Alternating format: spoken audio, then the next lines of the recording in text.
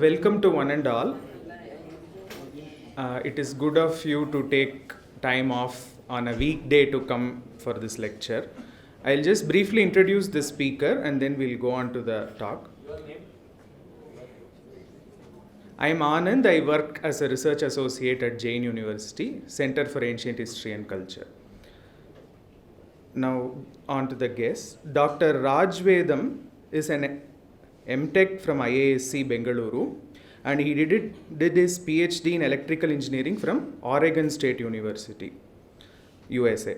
As a scientist, he researches the roots of modern sciences, mathematics and technology, a quest that led him to study not only the history of India, but also those of Babylon, Greece, Egypt, Rome, China, and then other civilizations like Hittites, Mitanni, and Arabs. Dr. Vedam proposes that an evidence-based narrative of Indian history is urgently needed to correct several speculative and damaging mainstream narratives of Indian history. Towards that, he bases his talks and workshops on published scientific literature from various fields. Now I invite our speaker to deliver his talk.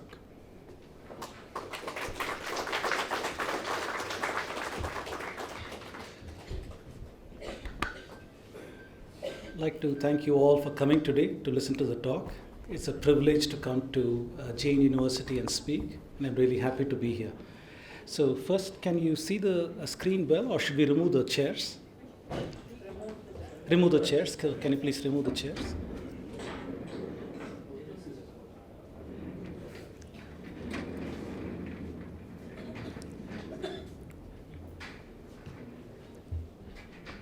Okay, so I tend to move around a lot, but I'll try to not block this as much as I can. So, topic of my talk obviously is examining the evidence, the story of ancient India. And my thesis is that the current history of India, the narration of the mainstream history, leaves a lot to be desired.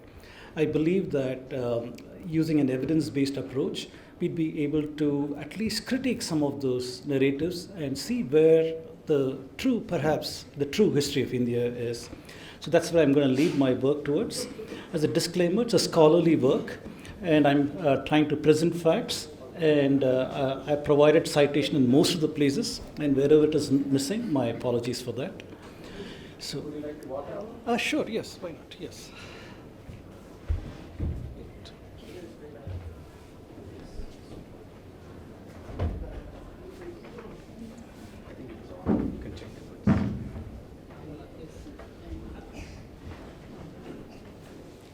Can you hear me? Is it okay? Okay, all right. Just so you know, the webcast works only from this line. Oh, okay, all right. In case you walk, you come back. I'll try to anchor myself as much as I can to this. I'll try to resist the natural urge to move around. So we have a tradition of paying tributes to our gurus and our teachers, and these are the gurus from whom I have learned, and you recognize the ones at the top line, the bottom line you might not, in the middle line, and the contemporary gurus, and hundreds more who are unnamed, including our own Professor Aryan, who's an inspiration for some of the works that he has done, and they also influenced me. So my pranams to all the gurus that are named here and not named. So I'd like to start by talking about the 5 forces that have been allied against Indian history. So I picked them along. First, the colonials. The colonials, when they came to India, they were interested in writing a history of India for their civil servants. When the first history they encountered in India was the Puranic history. Now, for the longest time, Indians have been happy with our notion of history. We have Sthala Puranas, we have got the Itihasas, and we have got, in northern India at least, you've got generation lists and other such things. This has been our notion of history. However, they wanted to know a history of India, and they went and looked at the Puranas for the king lists and so on.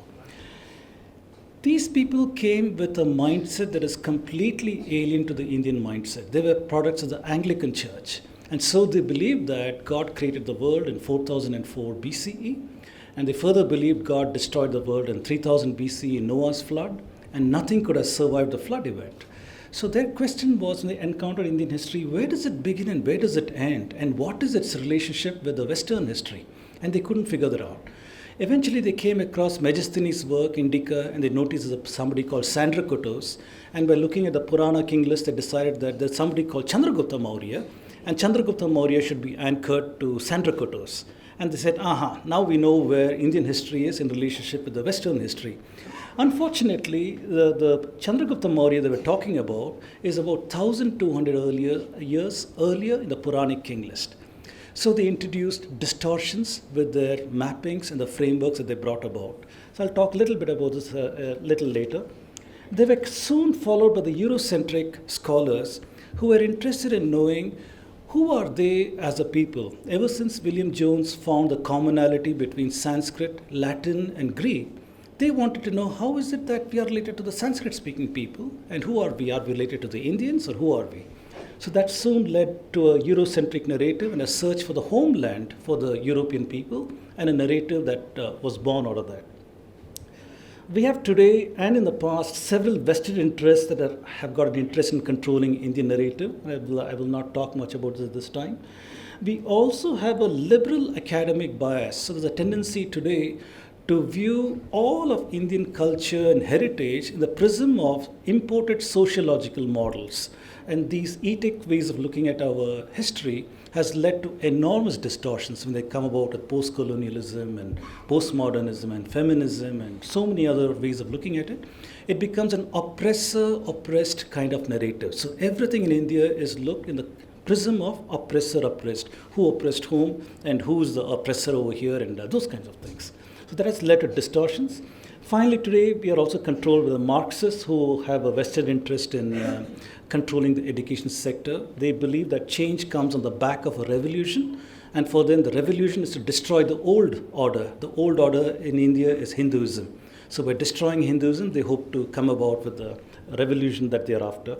And so all these five forces unfortunately contribute history plus ideology, a subversion of identity. So the ordinary Indian today is disenfranchised.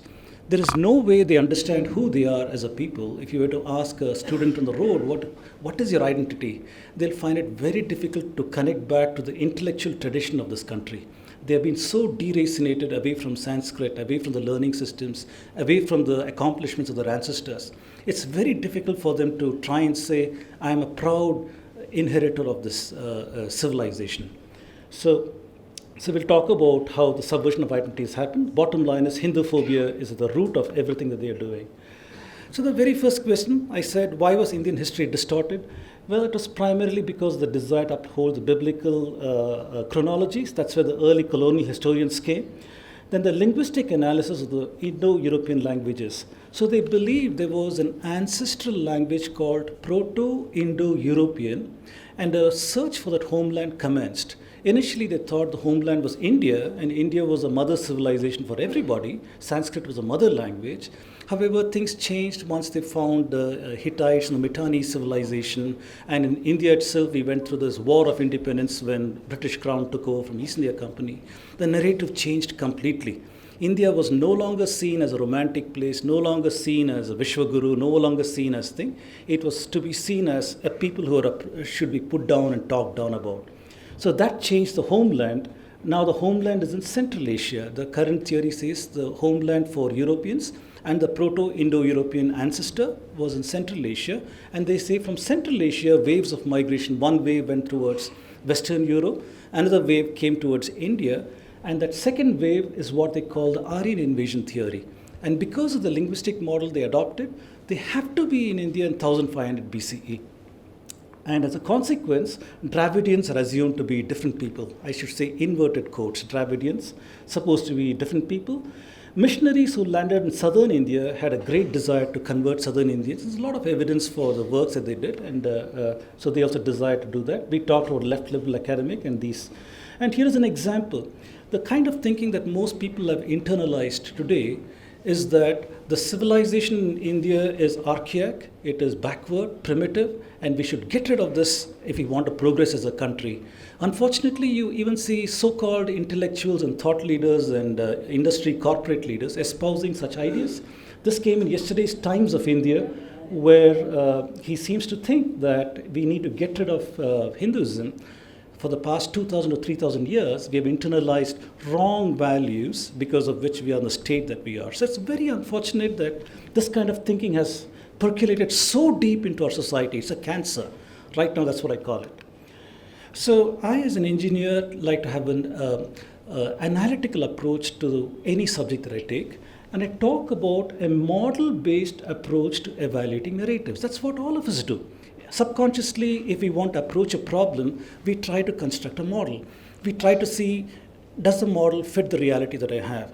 If I give some inputs and outputs, does it match the reality that I have? We always do that. So we say good model accommodates all the evidence coherently with little or no conflict. In the context of history, we have data points from many, many fields: archaeology, epigraphy, coins, literature, oral records, foreign traveler accounts, climate records, astronomy, sciences, scripts, grammar, genetics, paleontology, and so on and so forth, religion. We have thousands and thousands of pieces of data. So we would like a good model to explain this context of all this data multidimensionally, because these are in several dimensions. A good model should have no conflict. If it has got a conflict, a red flag goes up. Red flag goes up and we ask, is the theory wrong? Is the model wrong? Is our data wrong? Have we measured something incorrectly? What is wrong? So we need to question and try to see where the inconsistencies are. So today, the model imposed on Indian history mostly is a linguistic model. The linguistic model has defined the trajectory of the Aryan invasion theory and so on and so forth. So this one was driven by the fact that there's a Proto-Indo-European linguistic model for Indo-European languages whose homeland is Central Asia. As an implication of this, Aryan invasion or migration has to be in 1500 BC from Central Asia. And as a result, Sanskrit, Hinduism is an import and Dravidians are a separate people. Now, there are several other evidences that we need to investigate and see, does it fit the linguistic model. Today, there are a lot of people talking about genetics and saying genetics is describing who we are as a people and so on. And there's a tendency to think that genetics is a very precise science that is giving us all that we need to know. One needs to understand one thing. If I'm a judge and I have 3 witnesses in a murder case, if I let the witnesses talk to themselves, they're all going to converge on a single story. And there's no way I can have separate testimonies from these people. A similar kind of thing is happening in genetics. Genetics is making use of constraints from the linguistic model. When the linguistic model says Aryan invasion theory happened in 1500 BCE, they estimate so many generations, 100 generations, 200 generations, 300 generations between them and now. Those constraints are used over here. So I'm saying it is evidence that is made to fit the linguistic model. It is not an independent line of evidence. Finally, there's a boatload of evidence that does not fit linguistic models: the astronomy, archaeology, climate records, oral, all of these things. So very quickly, the young chronology for India. We talked about William Jones and Max Muller. I just put 2 of them over here. These are not the only ones. There are a lot of people who are complicit in this kind of narration of Indian history. And like I said, initially we had the Purana chronology that had perfect synchronism between the Nepal king list, the Kashmir king list, the Purana king list. Perfect synchrony was there. But once they did this identification of Sandrakotos with Chandragupta Maurya, they started cherry-picking kings from the list, removing some kings were mythical, according to the mythical kings, some had to be moved from up, down, and so on and so forth. All this in a desire to reduce the Indian chronology. They could not conceive of an Indian chronology that goes beyond 1500 BCE. 4004 BCE. So they reduced the huge chronology into a short chronology, and they introduced a lot of distortions. So today, synchronism is totally lost. Even today, the king lists are irreconcilable and so on. Their response to this has been, first they took everything they could take from the Purana king list and so on. Then they turned around and said the Purana king lists are all unreliable. Don't use the Puranas for any such thing. So this was the response to this lack of synchronism. So their works are motivated by desire to uphold the biblical history. And many people ask me, why do you even bring religion into this whole thing? Well, these gentlemen are not alive today, so we cannot question them, asking them why they did it. But their writing survives, and it gives us a window into their minds, into what they were thinking. William Jones said either the first 11 chapters of Genesis are true, or the whole fabric of our national religion is false in this particular work in this year. He also said, I'm obliged to believe the sanctity of venerable books of Genesis in this work. Max Muller says, I look upon the creation given in Genesis as simply historical. This gives you an idea of what kind of approach they had. Very recently, I came across this 1866 work by him also. This was a series of letters that he wrote to his wife. Rather, his wife collected the letters that he wrote. And in this particular one, this image, unfortunately, is very, very poor, so you can't see what is happening. But basically, it says the Vedas is at the root of the religion. To show them what that root is, I feel sure is the only way of uprooting all that has sprung from it during the last 3,000 years. This was his motivation. He was not an altruistic man who wanted to figure out what was there in the Sanskrit text and provide an authentic translation. He was motivated by a desire to uproot every religion in India. That was his motivation, according to his own works, and this is there in this particular work, page 346. So rebuttal is very easy. We are in the business of looking at the colonial model, linguistic model, genetics model, and we're trying to see where are the problems in these things. Rebuttal with this is straightforward. We know cosmological models suggest a Big Bang event approximately 14 billion years ago, leading to the present time. We have got plate tectonics models in geology that shows continental shaping that's happening for billions of years. We have got paleontology that shows very ancient dinosaur bones from 100 million years ago. And this disproves the assertion that the Earth was created in 4004 BCE. There's no evidence of a catastrophic flood in 3000 BCE. So very, very trivially, we can discard the colonial model with modern science. So with that, we go to the linguistic model. So this is postulating that there is a Proto-Indo-European homeland in Central Asia. And like I said, initially they thought India was the homeland. However, they discovered the Mitannis and the Hittites, and these were supposedly Indo-Aryan people. They found that in late 18 or mid 1800s, they found that these people had got Sanskritic names. For example, one of the kings was called Tushrata, very, very close to Dashratha. And they spoke perhaps Sanskrit, and they invoked the Vedic gods. They invoked Varuna, Indra, Ashwinis. In their peace treaty, for example, they had a peace treaty with the Egyptian pharaohs, Amenhotep II. Tushrata says, in the name of Indra, in the name of Varuna, in the name of Ashwinis, I promise not to attack you. And these people were surprised. How is it that there were Sanskrit-speaking people in this land? And where is this land? It's approximately northern Iraq and in Turkey, somewhere in that area. So very soon after discovering these people in the late 1800s, the homeland shifted. They proposed linguistic analysis and timelines, and Aryans had to be in India in 1500 BC. Then they discovered the Indus Valley civilization. And in early 1900s, when Mortimer, Wheeler, Cunningham, all these people were over there, they find these skeletons in various strata in the soil over there. And they said Indra stands indicted. Indra being Purandara, they said that he's a destroyer of forts. And it is clear that the Aryans and their manual, Rig Veda, is entirely a warlike military manual, and they come to India as invaders. So it became an invasion at that time from the Proto-Indo-European homeland, and they used linguistics and architecture to propose these things. Today in 2000s, that has become a migration theory after this invasion has been debunked, and they use linguistics, architecture, and genetics to propose this. So this is a graphic that shows you the quest for the Western identity narrator. So the proposal is that there was an ancestral language called Proto-Indo-European, and it's supposedly between the Caspian Sea and the Black Sea in that area. People spoke that. I call that a mythical, hypothetical language because it's reconstructed in academia. There is no evidence anybody spoke this. There's no epigraphy. There is no records or any such thing anywhere. It's reconstructed.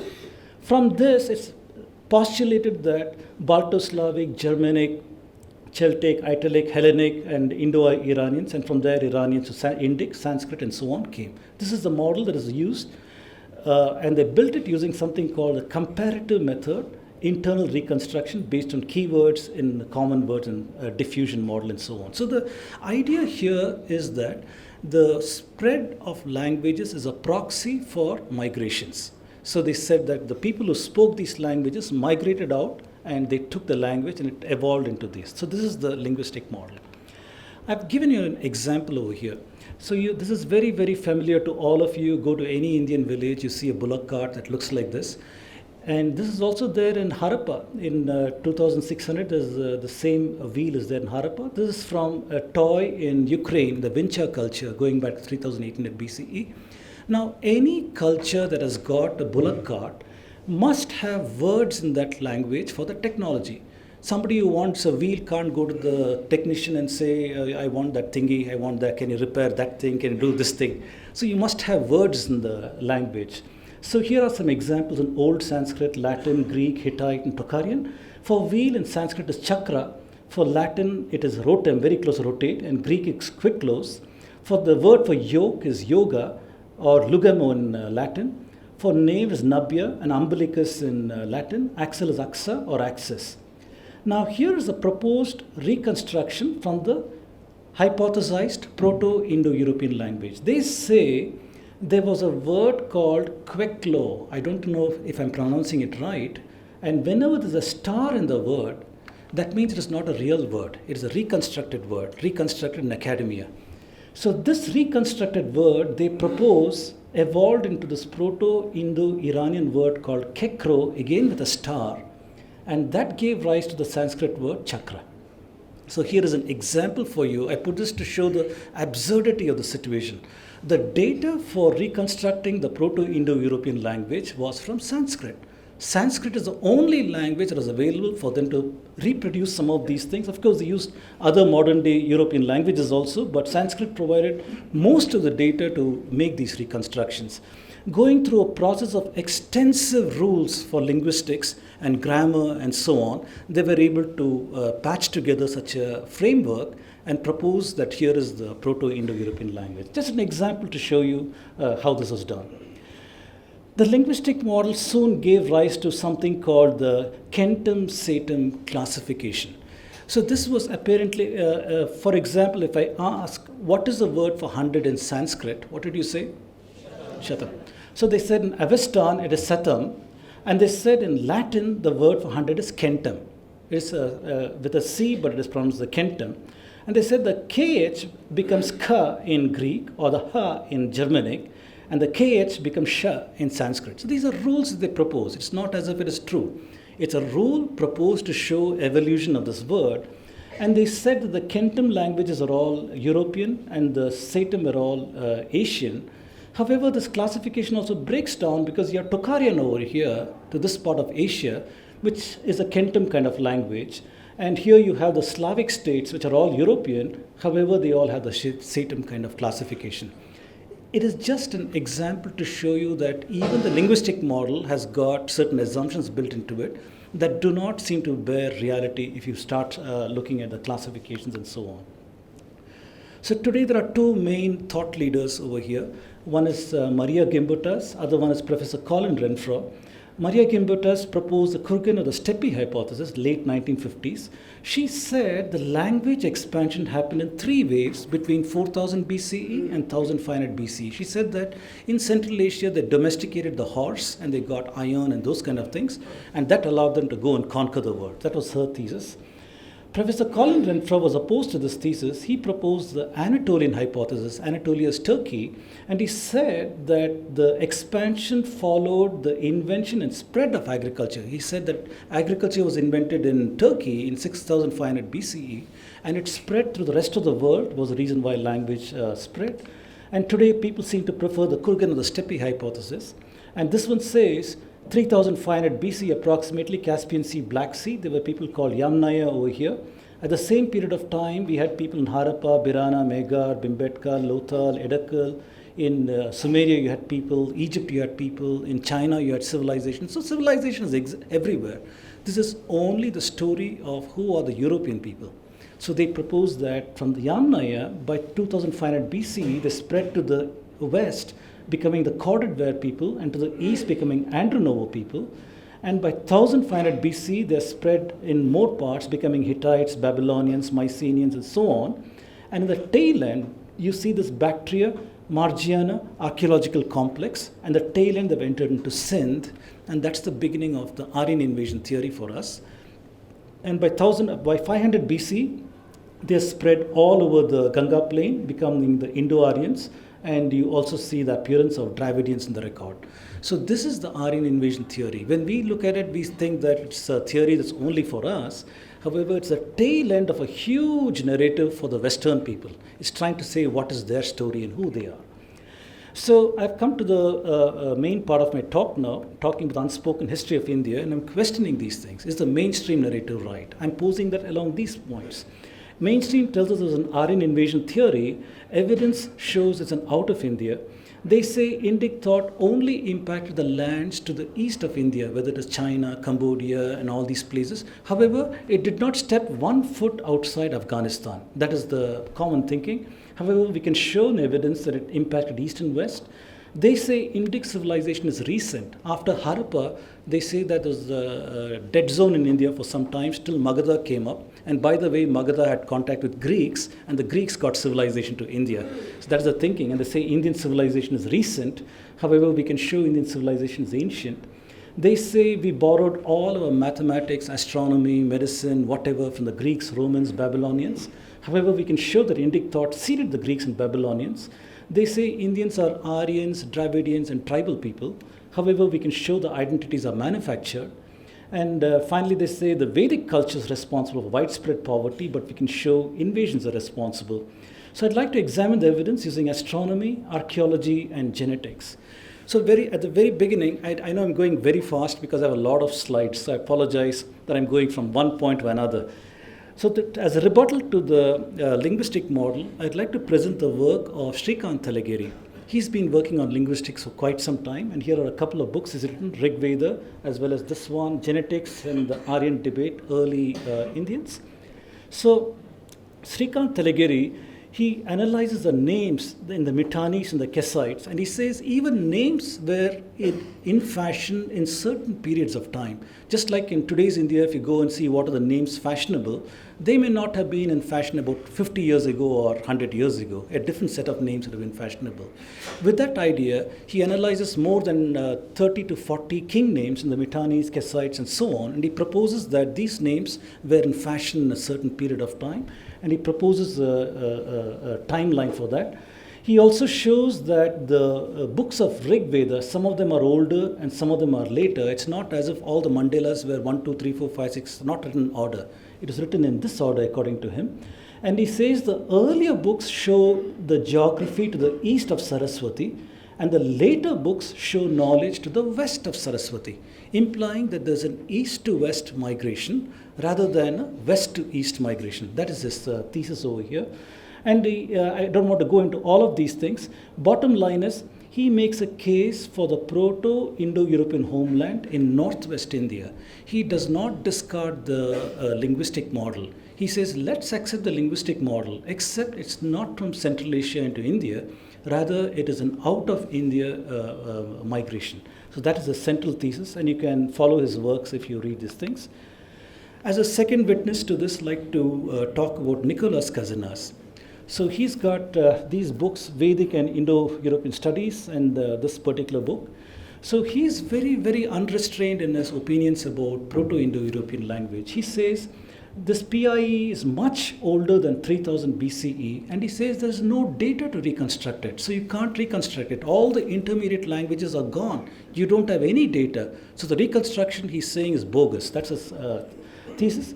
He calls out the commonality of stories, Vedic, Greek, and so on. He says comparative linguistics is a failed model. It says it cannot predict consistently. He criticizes the fact that they keep inventing rules whenever the model fails to patch up some kind of an inconsistency. So this kind of keep patching over is not a nice way of doing science, if you will. Calls the absurdity of reconstructing Proto-Indo-European and using that as a basis for further analysis. He's talking about the circular logic over here. You start with a set of assumptions, you get a model, then use that model as if it were a fact to try and validate your assumptions. So he's calling out the absurdity of that. He says the reconstructed PIE initially favored Sanskrit, but after Aryan invasion theory, distanced from it, and a very, very strong view. In my view, all the mainstream academic publications on the subject of reconstructing PIE are worthless. So there you are. So two experts in this field, and this is what they think of the linguistic argument. So I'd like to now start presenting evidence from various areas. So what did I do so far? I started talking about the issues in Indian history. I presented the mainstream narrative and the common narrative. the evidence-based narrative. I also presented about the 5 inimical forces that are controlling Indian history. We talked about the colonial model, we talked about the linguistic model, we analyzed that. So now I'd like to talk to you about the antiquity of the Indic people itself. How old are we as a people living in India, addressing that question? And I'd like to show you that it goes to a very, very ancient period of time. I only have one slide on archaeological, paleontological finds and so on. The archaeology shows great antiquity of presence of humans in India. We have artifacts from more than 1 million years ago. If you go to Tamil Nadu, I think this has gone out, not very sure why. Is it okay now? Can you hear me? Okay, I did something over here that has gone out. It's okay? Okay, I don't know if it can be heard online, but anyway, I'll continue over here if you can hear me. So, the artifacts come from 1 million years ago in Tamil Nadu. The researcher working on this is Shanti Papu. She's written several papers in Science and other publications that talk about this. And in our understanding, the specimen living 1 million years ago was not Homo sapien. It probably was Homo erectus. That was a sample living in India. However, we have a strange anomaly appearing 350,000 years ago, where you have... oh, okay, I must have touched it by mistake. Thank you. So we have a strange anomaly appearing about 350,000 years ago when they found a skull in the Narmada Valley, referred to as the Narmada Man. Approximately in 1982, they found a person from GSI, Geological Survey of India. And to their astonishment, they found that the cranial capacity of that skull was about 1,400 cubic centimeters. And that is far more than the Homo erectus cranial capacity. The average from Africa, China, and other places for Homo erectus is 1,000 cc. So the question comes, what was the specimen? Was it Homo erectus or was it a Homo sapien? Because we are told that Homo sapiens came into the record only 200,000 years ago and entered into India about 85,000 years ago, opening the question, what was the Narmada Man? Was it an early archaic Homo sapien? And are we out of Africa or did it evolve in India? Many, many questions have opened over there. What is the cranial capacity of Homo sapiens? About 1,500, 400 plus, 1,400 cc plus. So, also in Athiram Pakam, Shanti Papu found several tools, stone tools over there. Now there are two kinds of stone tools. One kind of stone tool is a bulk tool. You hold it in your hand and throw it and you kill your prey or whatever. Another kind of stone tool is you take it and work it and keep making it sharper and sharper.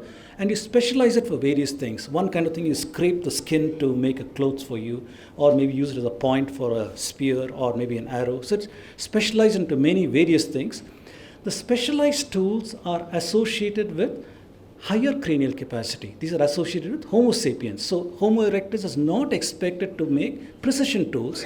And Shanti Papu found that in Athiram Pakam in Tamil Nadu, all the tools are precision tools, and she used optical luminescence dating to try and get the dates, and she said 350 to 180,000 years ago, opening the question once again, what were these species in India and Tamil Nadu doing in this time frame if we are supposed to be out of Africa in the early time frame? Then moving to 40,000 years ago, we've got cave art and tools all over India. Whether you go to Bhimbetka, whether you go to Jwalapuram and other places, you got cave art, you got artifacts and so on. Go to 10,000 years ago, Edical caves in Kerala, you got primitive writing. Birana, we know in Haryana, you now have got artifacts from 9,000 years ago, 10,000 years ago and so on.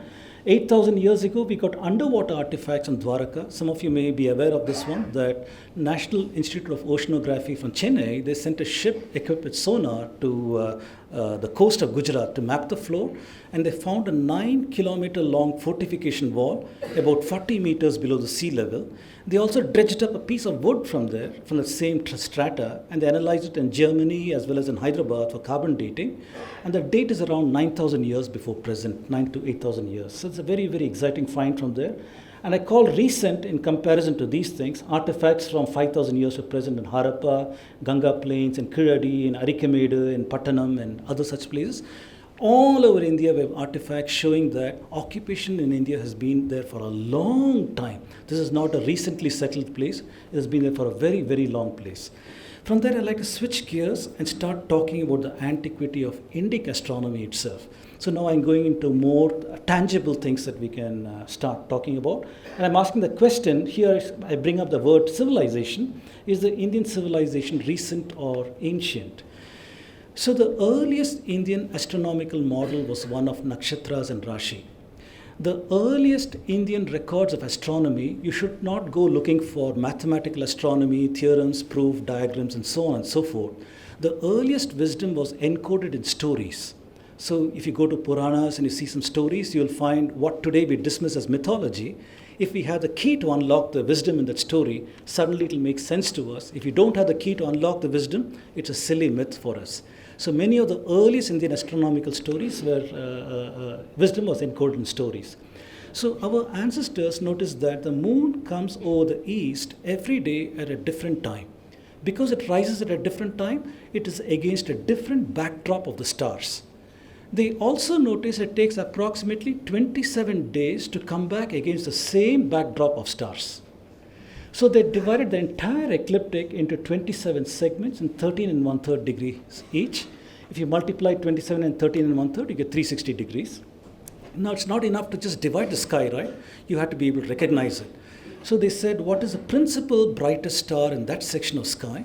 And it might have, for example, it might have been maybe the star called Aldebaran. Aldebaran is Arabic name, Indian name is Rohini. So they have said that nakshatra we are going to call Rohini because that's the brightest star. Maybe somewhere else is Regulus. Regulus is a Greek name. Indian name is Maga. Maybe somewhere else it is Spica. Spica is Chitra nakshatra. Maybe somewhere else Zeta Pisceum, which is the Revati nakshatra. So this way they divided the entire ecliptic into 27 segments, identified a principal brightest star with each section of the sky so they can recognize it tomorrow. And they didn't stop there. They knew that if they just name it like that, you're going to forget it. So they wove a beautiful story over there and said that Chandra married the 27 daughters of King Daksha. And every day he visited one of his wives. In relation to what is the amount of movement of moon in a 24-hour period, approximately 13 and 1/3 degrees. That's why it goes from place to place. And the stories of the nakshatras are designed in such a way that you'll know which nakshatra comes before which comes after which, and so on and so forth. So observational wisdom was encoded in entertaining stories. It was edu entertainment, I guess. So that's what you see. Now, Indians also had the concept of a month. If the full moon had appeared in the Chitra nakshatra, that month was called the Chaitra Masa. In some parts of India, they use the full moon as the indicator. In some parts, as the new moon, the Amavasya. So either the Purniyamanta month or the Amanta month was used to indicate the month as far as Indians are concerned. So you had the nakshatra of the day. You also had a concept of month. There's also a concept of Rashis in 30-degree segments, 12 of them. So this is the model that is used in India. So here I've shown a listing of the nakshatras in two of our ancient books, the Vedanga Jyotisha and the Surya Siddhanta, and the principal star that is associated with them. This mapping the British did when they came to India. They asked the Pandits, what is that nakshatra, what is that nakshatra? And they said, this is the Western mapping for that.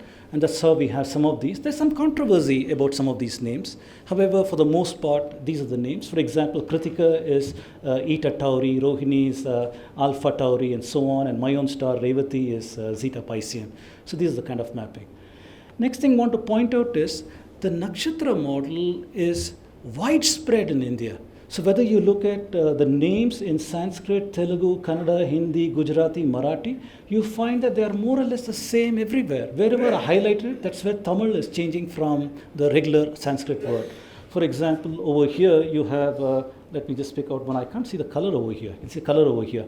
Ardhra is in Tamil's Tiruvadurai, and so on. So other than small regional variations in the name of nakshatras, it's widespread throughout India. And what that tells us is that is the antiquity of the nakshatra model. It is so old, it is diffused to all parts of India, and is commonly used to keep measure of time and so on, passage of time.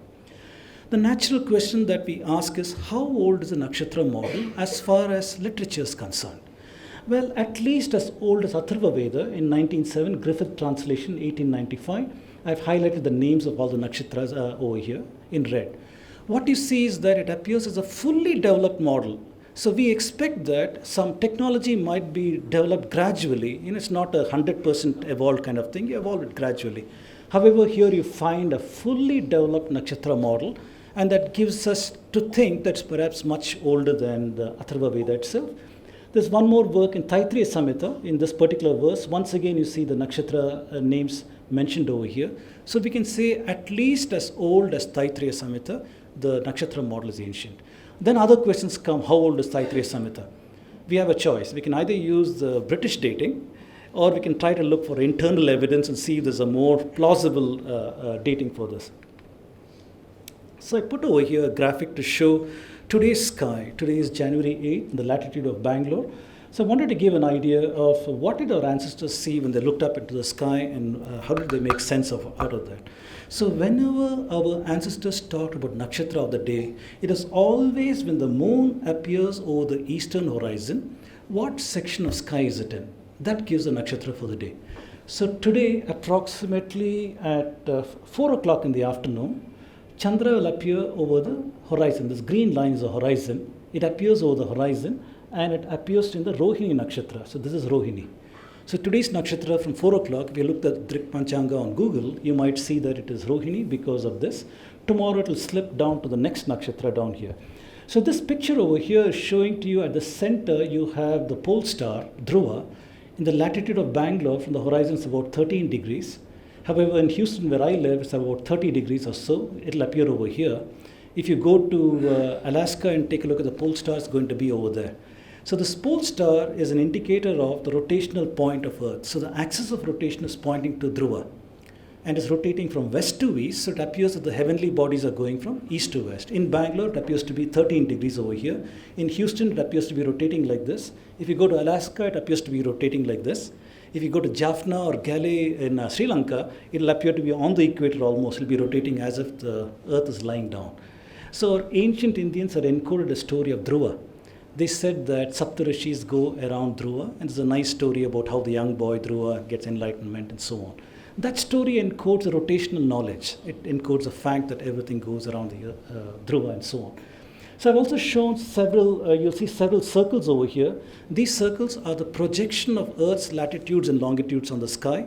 When you project it to the space, it becomes celestial coordinates. So over here, this is the celestial north pole, 90 degrees.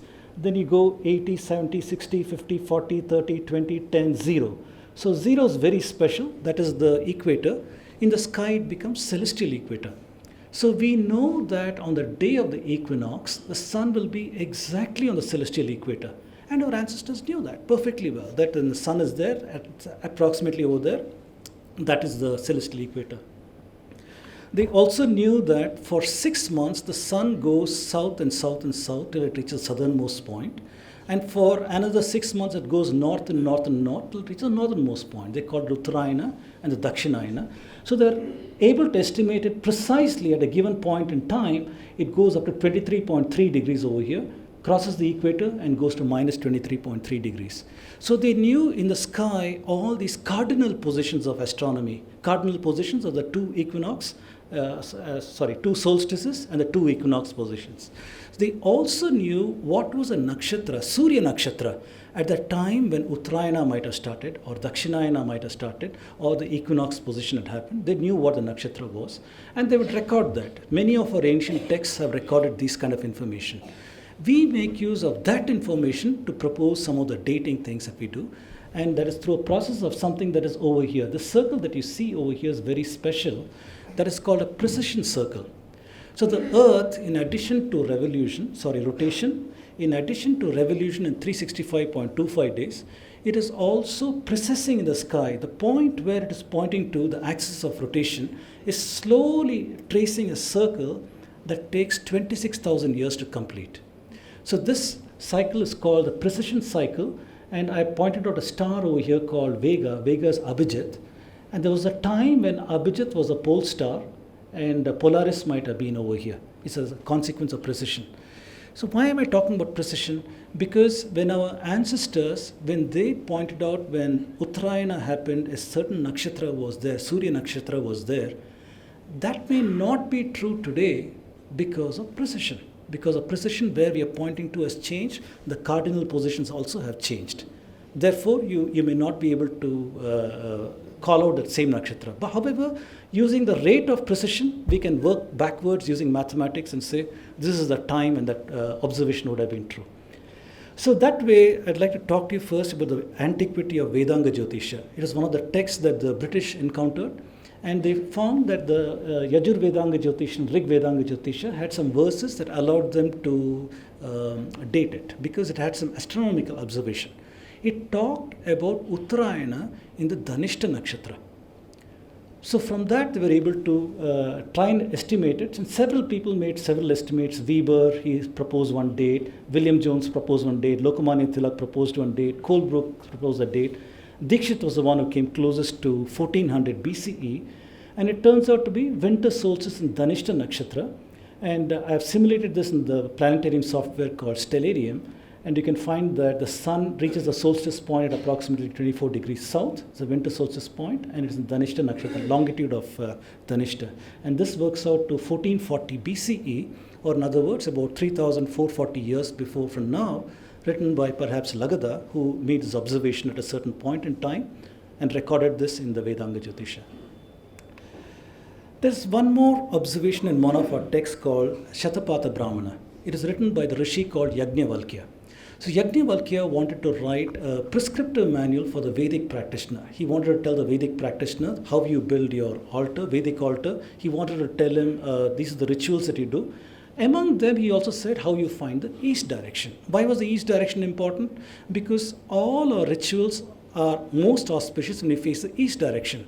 If my guest is coming from there, I can't do namaste or namaskaram over here. It is very, very disrespectful. I need to face the guest and do namaskaram. So most of the basic rituals are done for Agni, for Surya. So it's critical for auspiciousness to find the east direction. Question is, where is the east direction? We know that the sun goes on Uttarayana and Dakshinayana. So if you say that wherever sun rises is east, that may not be true because the east is here, here, here, here, here, and here. Or is east only on the day of the equinox. On the day of the equinox, sun points to the true east direction. So Yajnavalkya wanted to tell the Vedic practitioner that you may light your fire under Kritika Nakshatra because Kritika does not move from the east direction. That's what he said. And so Tilak and Dikshit and others who investigated this, they figured out that this happened approximately in 2982 BCE when Kritika would have had a heliacal rising on the celestial equator. So when Kritika is in the celestial equator, that is when it's pointing to the east direction. Vedic practitioner would have got up early in the morning when it is dark, had a ritual bath, come outside and seen, yep, I can see Kritika over there. Half an hour later, sun rises and washes out Kritika, but he can draw a line. I know one point there, Surya is over there, another point, and draw the line here and set the Vedic altar here and start the fire over here. That would have been the practice he'd have done. And you see, this heliacal rising of Kritika happened in 2982 BC, staggeringly ancient period of time. We have an ancient epoch that is encoded in our tables. We have the Puranas that talk about something called Kali Yuga. Aryabhatta, Surya Siddhanta refer to this epoch. So also Pulisa Siddhanta, Brahmagupta, Al-Baruni, Aihole Temple, and so on. We also have this French man called Lee Gentle. When the French invaded Tamil Nadu, he came to observe some eclipses in India. He also brought some of the first telescopes to India from France. So he encountered some Brahmins who were doing some calculations in astronomy, and he obtained their tables from them. And he called them tables of Trivello. And he couldn't make sense out of it. So he sent it to his friend. His friend is Cassini. Cassini lived in Italy. And he analyzed the tables, and he said that it appears to be referring to something on the midnight of February 18th, 3102 BCE. Subsequently, Playfair, Bentley, Colebrook, Burgess, all of them studied the reference in Surya Siddhanta.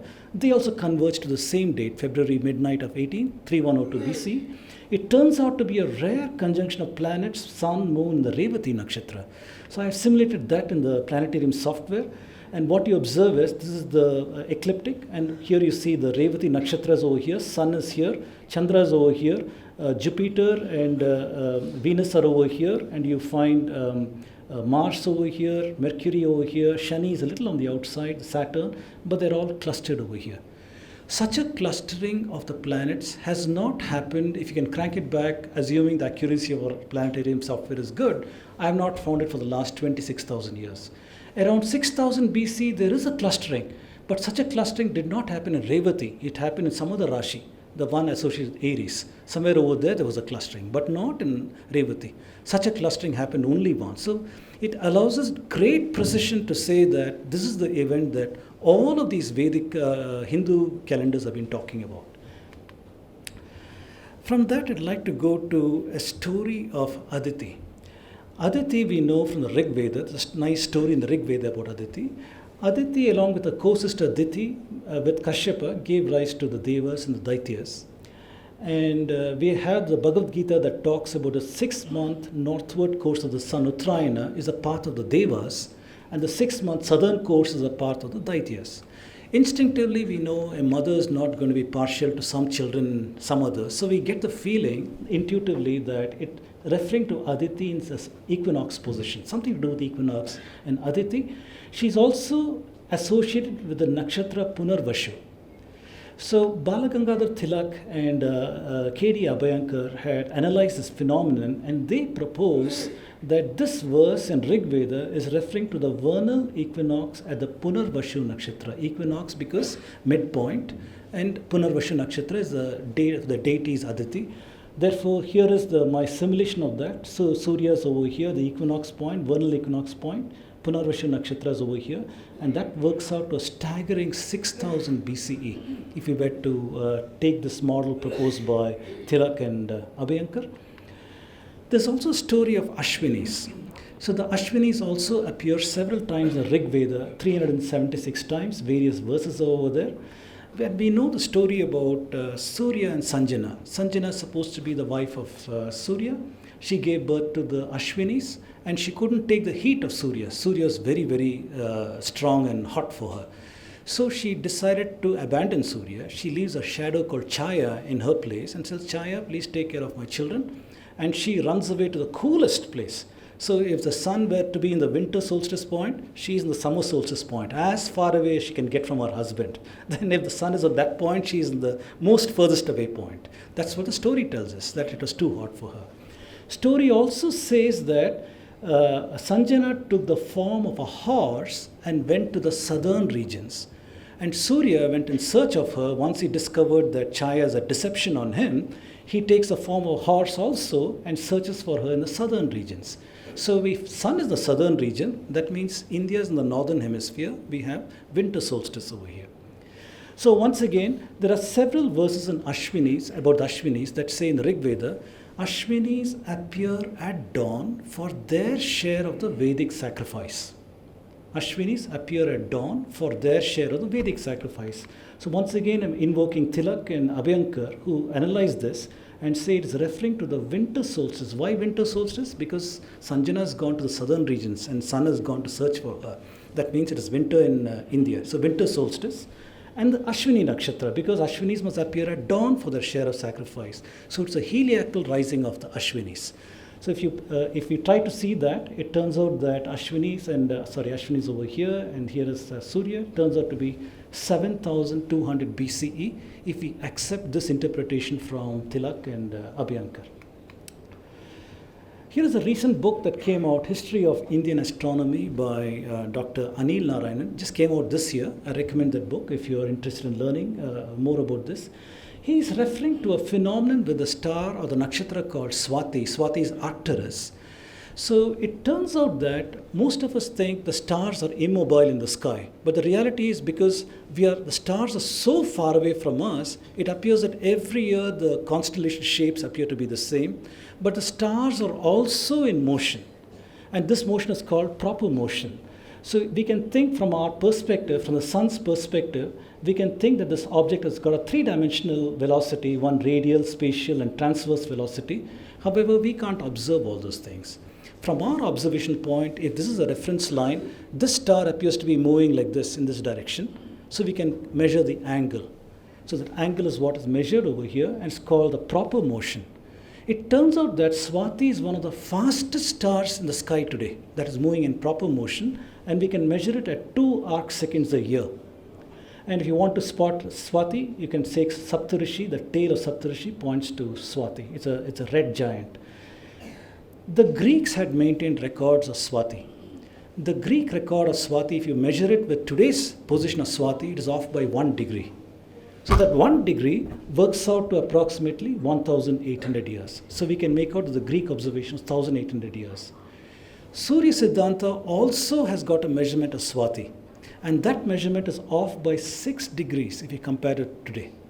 So if you take 6 degrees multiplied by 60, converted to minutes, multiplied by 60, converted to seconds, and divided by 2 arc seconds, you get 10,800 years. Approximately 8,000 BC is when that observation of Swati was made in the Surya Siddhanta.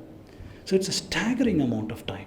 So of course there are critiques against these things. I don't want to go there. It's a very short talk, but this is very, very interesting to look at this.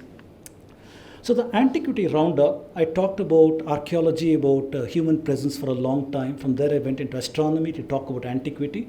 It turns out that in human presence from at least 2 million years ago, artifacts found in various time periods, many instances of interest can be dated to astronomy.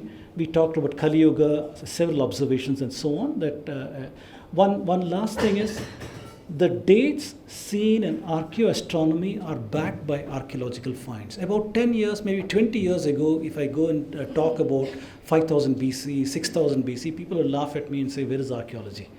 However, today in Birana, we have been able to find artifacts from 9000 years ago. So archaeology has come within the range of what the archaeoastronomical finds in our texts are talking about. So it's an independent line of evidence trying to tell us it could be true. So with that, I'd like to start with the first rebuttal to the linguistic model. So we have all know about what Max Muller did. Max Muller came and proposed 4 periodizations. He said there's something called the Chandas period, Mantra period, Brahmana period, and the Sutra period.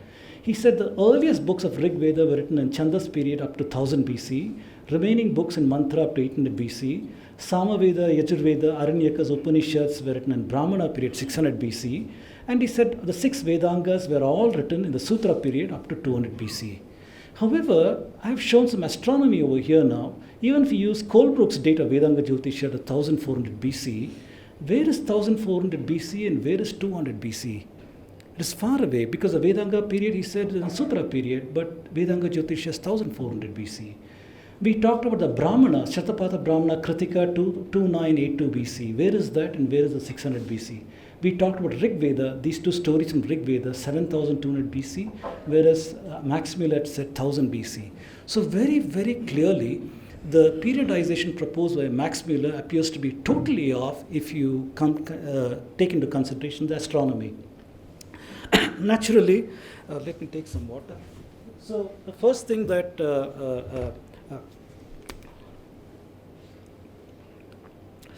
so Max Muller, in a conference in Europe, he was challenged by a fellow European. He asked Mr. Max Muller, should all of Indian astronomy be held hostage to the biblical chronology? So this man was so upset, he wrote his entire book on it. You can download his book and read it. So he only accepted Colebrook's date. He said, Colebrook's date, he said, is after Aryan invasion theory, 1400 BC. So he could accept that, but nothing else. He said, all of Indian astronomy is unreliable. That was his bottom line. Today, you even find many people in India, loosely they use these kind of attitudes. Unfortunately, in India, we honor this man. I'll take a break here. And do you have any questions still here? Mm-hmm. So if you can go 2 slides back and 7,200. Yeah. So all these astronomical evidences, do they matter at which location in India you are in? Would that change the... No. Dr. Raj, No. We don't have audience mics. Okay. Can I just briefly repeat? So the question was, we have several of these observations here, 7,200 BC, 6,000 BC. The question was, does it matter from where in India these observations were made? Well, it does not matter. The latitude of India, latitude varies from 13 degrees over here up to, I'm not sure, in Delhi and where the latitude over there is. It does not matter much. From the parallax is not that much. So there is one evidence of Mehergarh where the proto-dentistry was found about 7,500 BCE, where a root canal was done. Mm-hmm. And I think when you have a root canal problem, you have some sweet tooth problem, which also said that sugar must have been invented, agriculture must have been well settled. Right. So those dates pretty much match with the archaeological evidences Absolutely, absolutely. So the question issue was that there is specimens found as root canal dating back to 7,500 BC, and we are aware that in Megar, for example, they found skulls showing drilling. There's a certain procedure that the ancients used to do to relieve, I don't know, headaches or whatever. We find evidence of that drilling for root canal and such things. So you're right. Even those specimens from Megar appear to be matching with some of these things. So let me continue. Yes. Even Dwarka, actually, the find which you mentioned, has been linked to Harappa. Mm-hmm. So it is said that that 9,000-year-old thing was a Harappan civilization. So what we have in the material culture is that Professor S.R. Rao, he found an artifact over there in Bet Dwaraka. That Bet Dwaraka shows an inscription on pottery shards that appears to be transitive Indus script. Transitive meaning from Indus script it appears to be going to Brahmi. And he decoded that script also. What that particular saying is, of course, he is a proponent of saying that Indus script represents Sanskrit. Using that idea, he has translated that and talked about this. This pottery shard is dated to 1500 BCE. So that is the oldest material culture that can be used to connect Harappa and Dwaraka. So others, I'm not very sure that it can be dated to this period. Actually, of late, they have found some skeletons as well. And they have been also dated to around 4,500 years ago. I will talk about that. In the genetic segment, I'll talk about that. So, yes. Yeah, the dates that Max Muller identified, was there any scientific rationale for it, or was it just to align with the European and the Aryan invasion theory proposed? Absolutely, that's what it was. So the overwhelming scientific consensus of that era, 1800s and 1900s, was the linguistic model. The linguistic model represented the state of art for them. So they were going through this process of designing rules of grammar and how languages evolved from one to the other and these kinds of things. So yes, he put this entire framework in this particular framework. In fact, what happened is, I didn't say that, after Max Muller was challenged about this astronomy in Indian texts that completely challenged his dating, towards the end of his career, he came and said, what does it matter whether the datas are 1000 BC or 3000 BC? The wisdom of Vedas are there. It was not an admission of maturity of wisdom. It was an admission of defeat over there. So many people are attacking him, so he was trying with an apologetic kind of view over there. So yes, he used linguistic methods, and the linguistic methods were being criticized based on the astronomy. Their response to it was to discredit Indian astronomy, starting with Max Muller, John Bentley, and others, and continuing today up to Otto Neubauer, to David Pingree, on to his student Kim Lofker and others. It's a parampara that has happened in the West that they want to discredit Indian astronomy with the idea that it is against the linguistic model. So one way to prove the linguistic model is you destroy all the other evidence. And that is what's happening over here. Sorry, I had a question Yes. on the, so if I look at your model of 7,000, 8,000 BC, based on the text as well as the astronomical solutions, I wanted to understand how the archaeological findings of Harappan civilization, this would actually mean the Harappan civilization was part of the Vedic civilization. Yes. Right? So is the study being done to map the actual Harappan findings into this model? Please hold that thought, sir. I have some slides. We'll come to that. Okay. So, You want to take more questions? I think let's take it later because we have a lot of slides to go, and I'm sure you'll be hungry soon, so I want to stop. So I'm now going to talk about the archaeogenetics because nowadays you find a lot of people talking about genetics, so much of confusion about what is it a precise science, it appears so modern, and there are people writing books like Who We Are, How We Got Here, and all those kind of things. It's of interest to see this. So question is, can ancestral DNA research determine ancestral migrations? Now each of us is a walking archaeogenetic artifact because we contain the sum total of mutations of all our ancestors, paternal side, maternal side, going back many generations. We have the mutations. Therefore we are all museum pieces in a sense. So the idea in genetics is that if I take a large enough sample over here and try to see patterns in the mutations, perhaps it can tell me a story of migration. Now there are several issues over here, and that's what I have listed over here. This is my personal confidence level with genetics methodology. I've shown a downward arrow in red showing my lack of confidence. There are three main kinds of studies over here. The first is the absence or presence of a genetic marker. If I say that I carry a certain marker and some gentleman in the audience does not carry that marker, that's a fact. I can't do much about it. It's very true. I can measure it. That's true. So we have no problem with that. However, the second level of study is a percentage marker in a population as well as a direction of genetic flow. When it comes down to that, 101 questions come. Questions come about the validity of those studies and about the statistical relevance of those studies, about how they determine direction, and so on and so forth. Don't want to go very deep into this, but problems start over there. Third one is, it says that a certain population has got a percentage population from an ancient sample. Maybe that ancient sample is Harappa and Central Asia, and they'll say we carry 30% from here, 20% from here, and these kind of studies.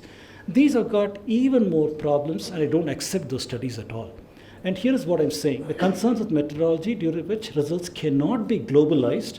In genetics today, you have models of genetics, you have methodology, you have data, you've got samples, and you've got claims.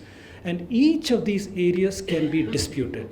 When you start talking about models, these are mathematical models that say if I have an ancient population here and an ancient population here, the biological model must tell me how did these populations mix. For example, you might have one kind of mixing model where it says there's one population that mixed with this population and these people disappeared after that and their descendants continued down. That is one kind of model. Another kind of model is population A, population B make a hybrid, then they continue to give their genetic content into the offspring going down into the future. There's a second kind of model. So you can have different kinds of biological models. The question is, which model do you use for the Aryan invasion theory? Then the next question is the methodology. Once they start talking about algorithms, once they start saying that I'm going to use an optimization algorithm, let's say something called sequential quadratic programming, something that I do for a living, then the 101 problems come there. How did you initialize that model? What is your assumption in that model? Is there only one solution? Is the underlying model that you have linear or non-linear? If it is non-linear, how did you initialize it? If you started it from a different point, will you converge to a different answer? Many questions start coming, and in which we can have questioned that. And the data itself, data is not clean. If a sample has been lying under the soil for thousands of years, like the Harappa sample, for example, the skeletons are contaminated by salt water and soil and bacteria, and the genetic content has been degraded tremendously. How do you recover genome-wide samples from those things? So today, scientists, what they do is they take pieces of the genome and they say that there's a missing link over here, so I'll fill it in with present-day samples or chimpanzee samples and things like that and make whole genome-wide samples. So this is the methodology that David Wright's group, for example, does in Harvard Medical School. So there are problems with the data.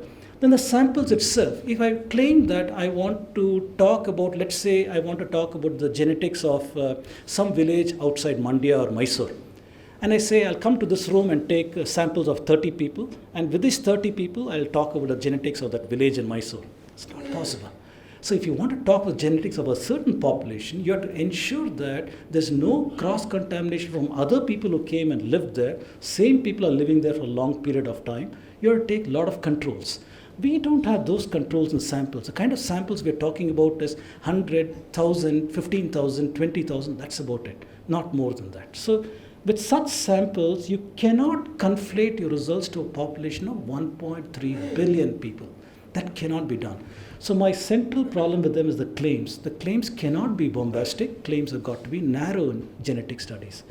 So with that, here is one of the critique of methodology. I won't bore you with all these things. There are two main ways of doing things. Either it's a model-based estimation in which they say Harappa and maybe Central Asia, they mix, here is a model, and they continue down. And I want to see what is the percentage of Central Asian genes I have at today's samples. That's called an admixture problem. That admixture problem uses statistical models, unknown parameters.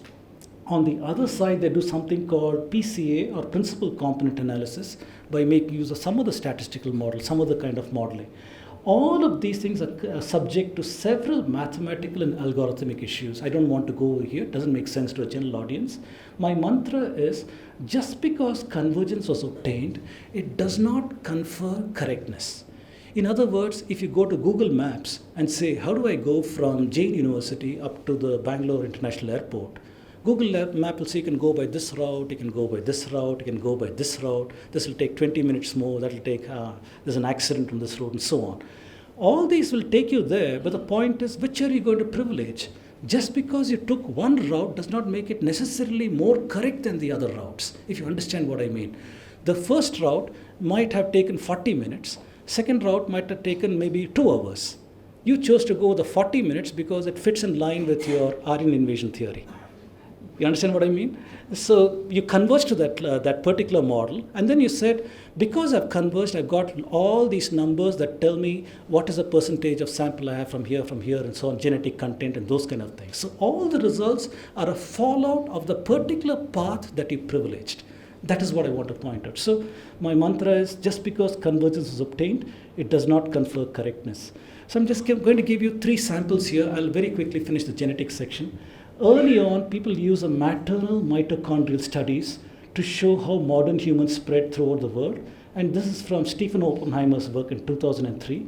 The model over here says approximately 150,000 years ago, modern man came out of Africa, and about 85 to 75,000 years ago, a group of people left Africa and crossed this triangular part of India, going all the way to Sumatra and so on. This is a generation by generation migration, according to them. This is what it is. It's not one group of people walking till they go there. It's over 10,000 years. Little by little, each generation migrates and moves out. This is the model which they proposed. However, the maternal mitochondrial DNA does not have resolution to talk about Aryan invasion theory. Its model can only predict in 10,000 years, 20,000 years, as a consequence of some particularities about the maternal mitochondrial DNA. Because of that, people said, why don't we look at the male Y chromosome? Maybe the Y chromosome can give us better resolution. So they started looking at Y chromosome. Here is one such study over here from 2006. So this study says there are 4 major markers in India. The L marker, it's a mutation, R1A, J2, and the H marker. And this shows the concentration of these samples in different parts of India. Today, most people are saying R1A is a marker that originated in Central Asia and came from Central Asia in the Aryan invasion theory into India. So all of the studies are trying to show that kind of a result. However, in this particular study, you see the concentration in Central Asia is much lesser than the concentration in UP, for example. UP has got the maximum concentration over here. Well, here is a paper that came in, I think this is 2016. I can't read it from here. I think it's in 2016. This is again on the 4 major Y haplogroups in India. This shows North India, East India, West, South India, and all these places. It shows the same R1A, the H, L, J2B markers, and the percentage of markers have all changed. So I put these 2 studies side by side, not to go deep into the numbers, but just to show you the absurdity of each study now shows different percentages, different things and so on, because the samples they're using is different. So this is a red flag for us. If 2 studies start showing 2 different kinds of results, our question is there a problem with the model? Is there a problem with assumptions? Is there a problem with the data? What is going on over here? We need to understand that. So my critique of these studies is different models are giving these different results.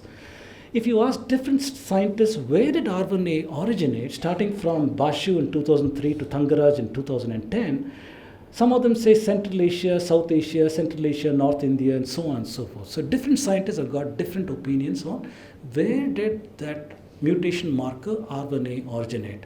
The people who like Aryan invasion theory wanted to come from Central Asia and migrate to India. However, scientists have got different opinions on where this whole thing comes from. Here's an issue of models, data, sampling. 2 studies with 2 diametrically opposite results. So this person over here is David Reich, the superstar professor. He is from Harvard Medical School. He's very, very well known throughout the world for his work on genome-wide work. So he said Central Asians and Indians are related through the R1A Z93 marker, and the most recent common ancestor for them lived 4,000 years ago. That is this model. A different professor, Lucart in France, he says Central Asians and Indians are related through R1A Z93 marker, and the most common recent ancestors 15,000 years ago. Staggeringly different. I selected these things intentionally to show you 2 different studies, and they give you completely different answers. Just because you migrated to one model does not mean that it is correct. That's the bottom line. 2018, these were the claims by genome-wide research that there was a group of people from Iran, 7000 BC, who came to India. Then about 4,000 years ago, Central Asians came into India. This is what David Reich was claiming. 2019, this is the paper in which they retracted these earlier results. And they retracted because they found about 10 skeletons in Iran, and these skeletons seem to have affinity with, they put these skeletons into the studies, and instead of converging to the earlier model, it converged to a different model. So they said the Indian content does not have genetic content from Iranian pastoral farmers. However, they retained this earlier Aryan invasion theory. And in India itself, we have this paper from Neeraj Rai and Vasant Shinde and others who say that the Indus Valley cline stands by itself with some from Andamanis, and they have a common ancestor going back to 10,000 BCE, and from that is derived the later Iranian samples and so on. I don't want to go deep into this, it takes time to discuss that. However, the rebuttal is that we have a whole lot of problems, impact of sample size, population mix, selected model, history aligned assumptions. Results cannot be globalized. That is the bottom line. So, very, very briefly, let me try to finish in the remaining time, whatever I have. What caused the collapse of Indus Valley civilization? If we say that the common saying is the Aryans destroyed the Indus Valley civilizations, if I'm claiming there's no Aryan invasion, then what caused the collapse? It turns out that there's a Nature paper that says a 200-year drought doomed the Indus Valley civilization. So this one says monsoon hiatus began 4,200 years ago and caused the collapse of Indus Valley civilization. It is not an attack or invasion or any such thing. Some more evidence that does not fit the Aryan migration theory. One is the river Saraswati. All of us know a lot of noises about this these days. Here is a paper that just came out a couple of months ago in I can't read this over here, but in 2019, I think September over there. November. So the key result of this paper is that they found in the soil the mica content and other such things about 3 to 10 meters below the surface, approximately in a stretch of 300 kilometers running up to the Pakistan border, proving that there was a river that dried up. That is the bottom line of the methodology of this paper. The reason why they need to do this work is a lot of leftists come and say that there wasn't such a river at all. River Saraswati was mythological. However, scientific research is showing that yes, the river did exist. And the issue over here is the Rig Veda talks about a mighty Saraswati that flows from the Himalayas down to the ocean. However, if Aryan invasion theory is true and Rig Veda was written in 1000 BCE, how could they have seen Saraswati River if it dried up in 1900 BCE? So we have a paradox over here. Then the continuity of civilization. This is a question that you asked about. This is B.B. Lal. So he worked entire career on Harappa and other such places. Towards the end of his career, he said, there is no periodization. We are conditioned to think there was Harappa and there was Vedic civilization and so on and so forth. He contested that idea and said there's a continuity of civilization, and he presented several artifacts. One is the famous Pashupati seal that could be a proto-Shiva that is there in Mohenjo-daro, the swastika symbol that is there even today in other places. Then several terracotta figurines. For example, this terracotta figurine seems to show the Sindoor symbol. Sindoor symbol is worn by some married women even today in India, and that seems to be then Harappa. Then there is a terracotta figurine showing the Namaste pose. Namaste pose is deeply Vedantic. It is saying that the Narayana in me is bowing to the Narayana in you. That is a Vedantic concept. What is it doing in Harappa? Then S.R. Rao found in Kalibangan Shivalinga, and several yoga asana positions they found terracotta figurines, which is a deeply Vedantic concept again, and that is there. So his bottom line is there isn't a periodization, rather there appears to be a continuity of thoughts from the Harappa, so-called Harappa, to the so-called Vedic period. That is his thesis. Then I'll present very quickly in the remaining time. We are told that iron came into India in a certain period of time, and that caused Aryan invasion. Aryans brought it into India.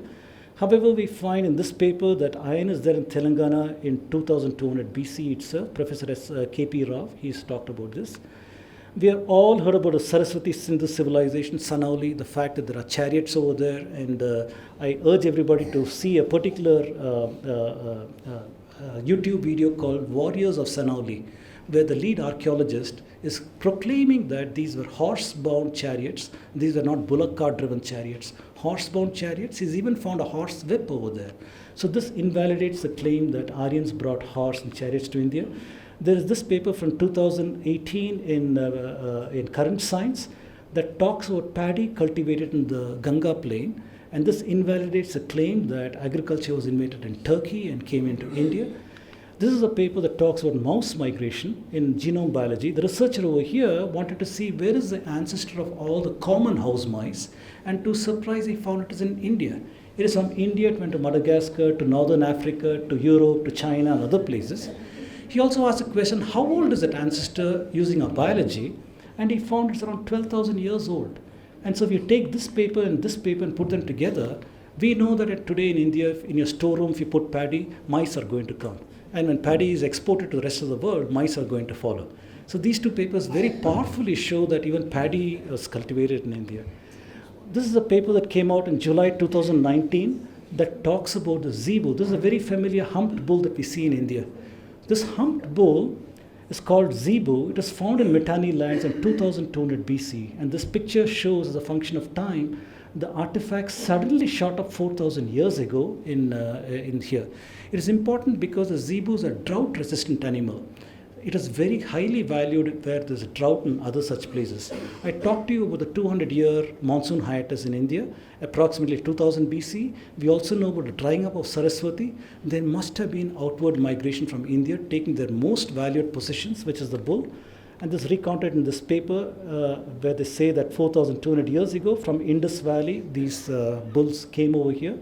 Here's a seal in a museum in France that shows the Akkadian seal, that shows the Indian humped bull. For a long time, I couldn't make any sense what is it doing over there. But after this paper came, it made perfect sense to me that yes, it was an important event in their society. That's why you find it over there.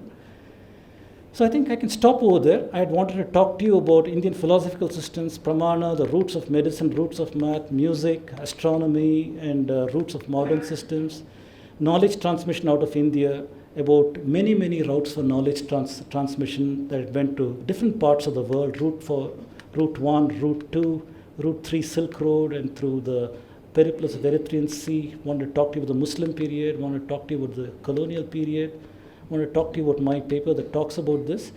And my thesis, people question me, just take a couple of more minutes and I'll finish. So people question me saying that civilization has got a very precise understanding in academia. It says that it's got to have evidence of urban. Urban culture shows that there was diversification of population, that there was agriculture to support a diversified population, and there was a script to pass on knowledge. Only if these three things exist as civilization. So they critique my assertion that India was a civilized country because of the artifacts that we have had. So I'd like to present to you just one towards this. Literary evidence of high thinking. Throughout Indian texts, wherever you go, you don't find evidence of people saying, God, make me rich, make me powerful, kill all my enemies, let me only be rich. Instead, if you look at the Shanti mantras that are there throughout our Upanishads or Vedas and others, it talks Sarve Bhavantu Sukhinaha, Sarve Santu Niramaya. So this is the kind of thinking that we have. Let everybody be happy, let everybody be healthy, let everybody come along. Everybody doesn't mean only living things. It also talks about animate, inanimate objects. We have our appreciation for the entire cosmos and creation, and we want wellness and everything. So whichever Upanishad or other things you take, I have evidence that is literary evidence of very, very high thinking. And so my conclusion is that we have very, very deep knowledge systems. I didn't have a chance to talk to you about that. High accomplishment in a wide variety of fields, math, medicine, astronomy, grammar, arts, architecture. Evidence of highly cultured people who are transcended the narrow requirements that they have, selfish requirements, and are thinking of society as a whole, universe as a whole, from ancient times. There's a pan-India evidence of cultural similarity, evidence of knowledge transmission to the world. Archaeology collaborates antiquity, scene, and astronomy. So the claim is antiquity plus knowledge systems plus transmission plus high thinking is, to me, an ancient civilization. Therefore, I'm claiming that India is a very, very ancient civilization. So conclusion, we started out with these assertions, and I've cut off all of these things. I've been able to talk to you about these. I was not able to talk to you about these last three. There's no time for that. And this I've not addressed. However, evidence shows all of these things rather than these things. And my mantra over here is that an evidence-based narration helps us to validate the various opinions and claims that are floating out there, and we'll be able to have a more rational narration of Indian history. So with this, I'm claiming it's urgently necessary to rewrite some of our texts and the way that we look at our own history. Come to the end of my talk. Thank you very much. Thank you.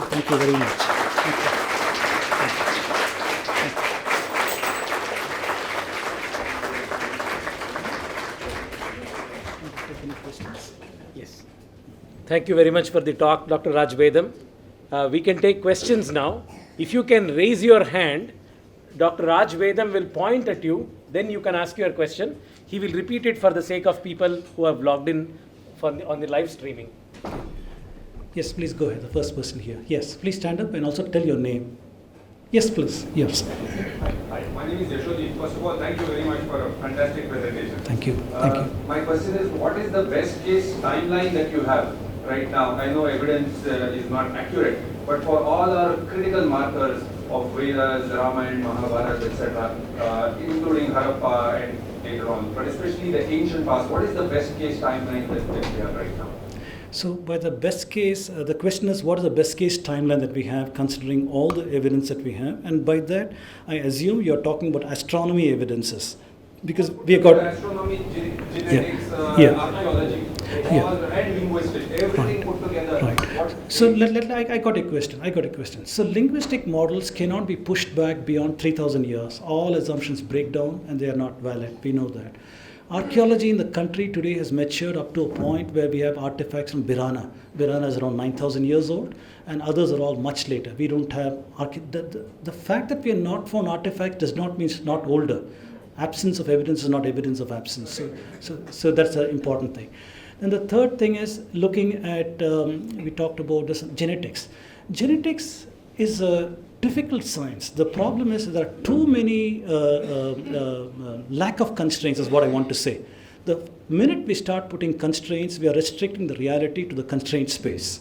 So you have to be careful about what constraints we put in there. So I wouldn't like to include genetics as one of the things over here. I talked about oral evidence, the fact that we have high thinking in our texts, and that goes back to the period of Rig Veda and so on. Next question is, how old is the Rig Veda? I only gave some astronomical ideas of Aditi and about Ashwinis and said 7,200 BCE.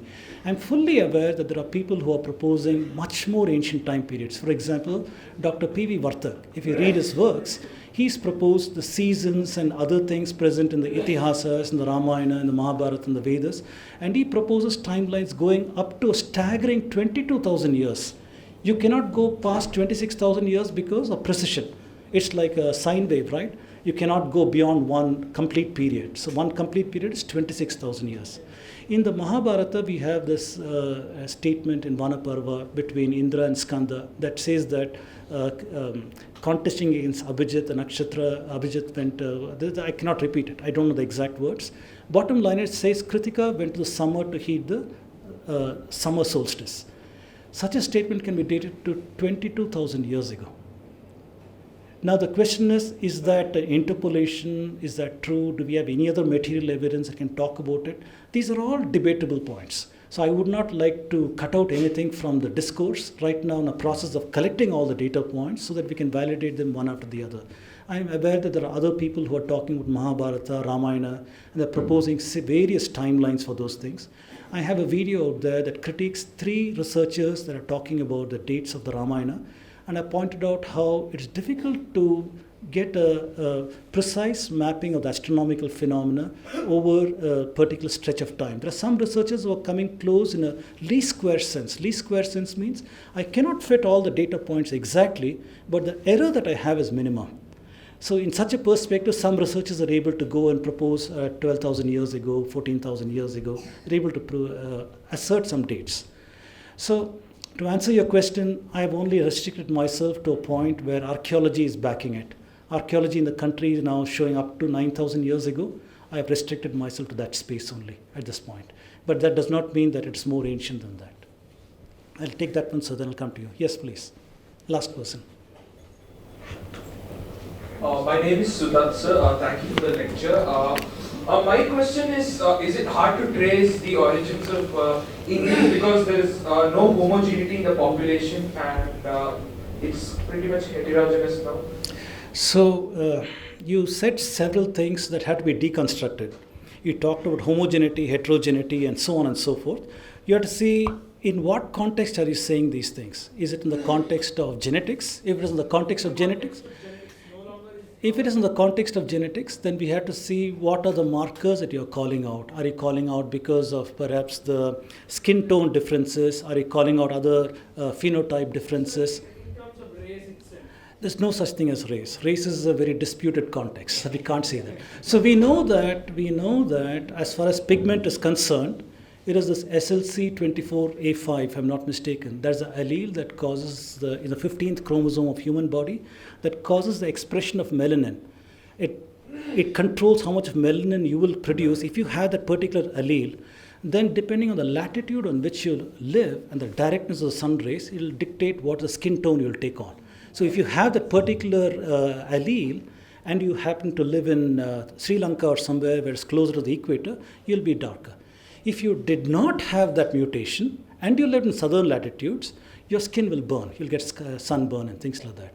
That is not an indicator of race. It's only there are Europeans who have it, Europeans who don't have it, Indians who have it, Indians who don't have it.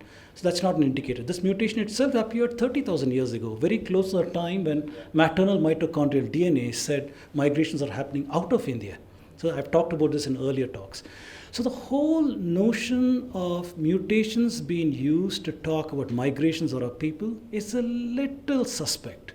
So it brings into focus the issue of what is race. It brings into issue what is the notion of identity as a people. Is the fact that I have a certain mutation and you don't have that mutation, does that necessarily make us into a different people? I'll tell you why. Because we're supposed to have a certain number of billion numbers of base pairs in the DNA. I cannot give you the exact numbers, billions of combinations. Out of this, almost 99.6 or 7, I don't know the exact figure, percent of the DNA base pairs are common throughout the world. All the differences come from 0.1% differences in the SNPs in the base pairs. That is the ones that control all the phenotypical things that you're seeing, the differences that you're seeing. So that said, my proposal would be you have to look for commonality rather than looking at this very, very small differences to start dividing into various things. So when you talk about homogeneity of Indians or heterogeneity of Indians, I contested your statement asking, how do you deconstruct these words? And you have to deconstruct those words. So if you go back, if you look at my talk on what is the talk called? On Dravidians and Aryans. I talked about that 2 years ago in the Institute of World Culture in Basangudi. That is available on YouTube. There's a new version coming out this year. So that talk I show very, very clearly these are all false manufactured identities talking about Aryans, Dravidians, tribals, races, and so on and so forth. At the bottom line, we have a pan-India identity. That evidence is coming out more than the differences. Okay. Thank you. Thank you. Thank you. Yes, sir. Yeah, so from what... So please tell your name. Please tell your name. My name is Suhas Nehru. Am I correct in understanding from what you said that there is actually nothing called a Harappan civilization? It's actually a part of Vedic civilization. And that what we probably haven't done enough is to see how those archaeological findings actually fit into the longer Vedic civilization story. Am I right in this? So yes, this is a moot point, right? Because everybody, the mainstream in India is talking about periodization to Harappa and periodization to Vedic period, and that is hostage to the Aryan invasion theory, the fact that somebody came from Central Asia 1500 BC. We have contested that throughout this talk over here. As a corollary of this one, it means that we are one people. It means that what you're calling as Harappa is an indicator based upon a place somewhere. That civilization probably was the same as a pan-India civilization itself. Now the issues come, we don't know the script. We don't know what they ate. We don't know how they looked. We don't know how they worshipped. This is the common statements out there. Harappa script is not deciphered and so on. However, there are a whole lot of people trying to work on that. Some of them are saying these are logogram scripts. Some of them are saying it's Sanskrit-based script. Some of them are saying it's a Dravidian-based script, so-called Dravidian, and so on. So there is a lot of research going into understanding what is in Harappa. I presented B.B. Lal's work. I talked about continuity of civilization. I presented several astronomy over there saying that if you accept Vedic civilization, so-called Vedic civilization came into India in 1500 BCE, and the Rig Veda was written in the Chandas period in 1000 BC, then what is Aditi's story doing there? And what is Ashwini's? I just picked out 2 stories. There are many, many more astronomical phenomena in all these texts. You take many of our Vedic texts, they've got archaeoastronomical evidences, and Professor Iyengar is expert in these things also. Many of them are going beyond the so-called 1500 BC. How do we accommodate these things? So like I said, a model-based approach, we have to ask us the question, this model has failed. I've got some data that does not fit the model. So what am I going to do? Am I going to still continue with that assumption, that model, or say, I'm going to throw it out. There's some other model that can better describe the astronomy, that can better describe the archaeology and other things without much of discordance between them. So that is the point. And you're right, there's got to be a lot more work in the country that works on looking at commonality between these things. And my understanding is that there are a lot of researchers who are working on these things. It does not appear in NCRT, it does not appear in SCRT, CBSE, or the common media, but specialist researchers are working on these things, on archaeology, looking at commonality. I talked with Sanoli. Sanoli seems to have horse chariots in them, completely invalidating the claim that horses and chariots came from Central Asia. Genetics, they're trying to say and fool everybody. Use a strong word. Genetics is trying to say certain things in the papers that they're publishing. However, expert level view of going to the mathematics, into the models and so on and so forth, you can dispute these things and say that your claims don't hold. So anything taken in isolation, they can go very deep and make claims, but those claims simply don't hold when you start taking the sum total of evidences that we have. The common colonial, Marxist, Eurocentric, left liberal, vested interest way of looking at the data is to discard the internal evidence.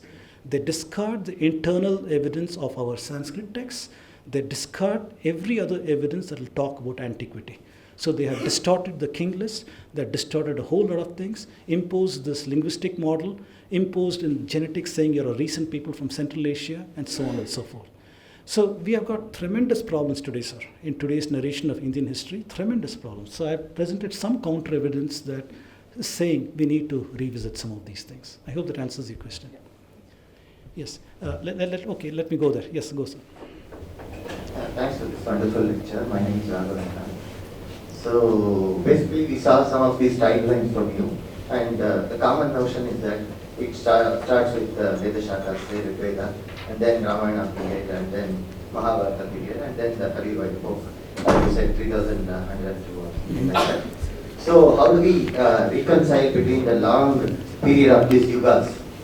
For example, Dwapara happened for such a long time, then Treta Yuga happened for such a long time, and these timelines which you are showing. That's an excellent question. So, as you correctly said, the Srimad Bhagavatam is talking about the Yuga model, Chatur Yuga model, in the 4:3:2:1 ratio, and the timelines they're talking about is in hundreds of thousands, in fact, 4.32 million years for one entire Chatur Yuga.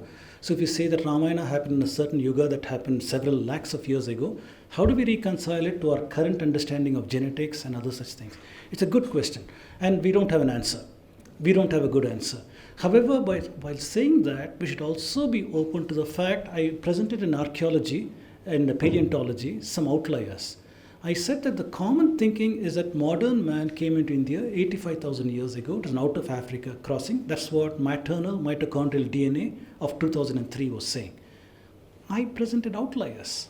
I presented the Narmada man having a skull capacity close to Homo sapiens. I pointed out Shanti Papu's results. 2 or 3 papers she's written, Athiram Pakam, she's written about 1 million years ago in Tamil Nadu and other places, showing artifacts were made by an advanced thinking species that could not have been Homo erectus. Common science thinking today is Homo erectus went extinct 500,000 years ago. Homo sapien came up 200,000 years ago. There's a gap between them to here.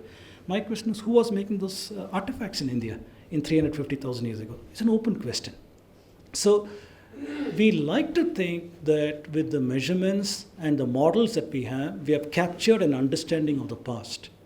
However, as scientists also need to be open to the fact we could have made mistakes and should be open to change some of those things. Those outliers are begging to say there's a problem with that model.